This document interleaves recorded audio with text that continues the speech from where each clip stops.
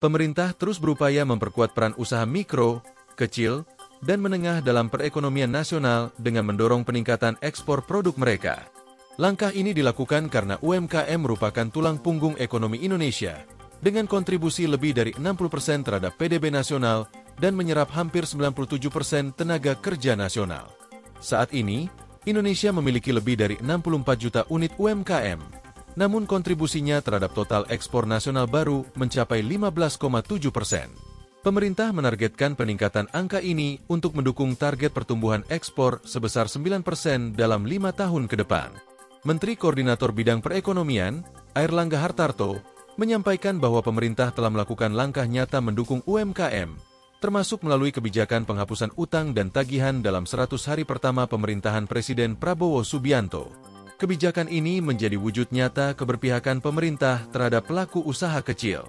Dalam 100 hari pertama pemerintahan Presiden Prabowo, kebijakan penghapusan utang menjadi capaian penting, terutama melalui Bank BRI sebagai lembaga yang paling banyak melakukannya, ujar Airlangga. Selain itu, pemerintah memberikan subsidi bunga hingga 5% untuk kredit investasi yang diambil oleh UMKM di sektor padat karya, seperti tekstil, garmen, makanan minuman, alas kaki, dan furnitur. Kebijakan ini bertujuan untuk meningkatkan kapasitas produksi UMKM agar mampu bersaing di pasar ekspor. Sebagai bagian dari strategi jangka panjang, pemerintah membentuk Satgas Peningkatan Ekspor Nasional, mendukung program pembiayaan seperti Ultramikro, UMI, Kredit Usaha Rakyat, KUR, dan PNM Mekar. Lembaga Pembiayaan Ekspor Impor, LPEI, juga dilibatkan untuk menyediakan modal kerja khusus ekspor serta penjaminan dan asuransi bagi pelaku UMKM.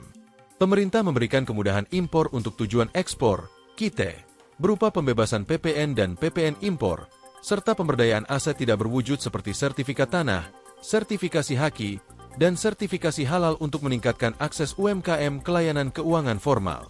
Selain mendukung ekspor, pemerintah juga fokus meningkatkan permintaan produk UMKM di dalam negeri melalui program seperti Bangga Buatan Indonesia, BBI, Padi UMKM, dan Harbolnas.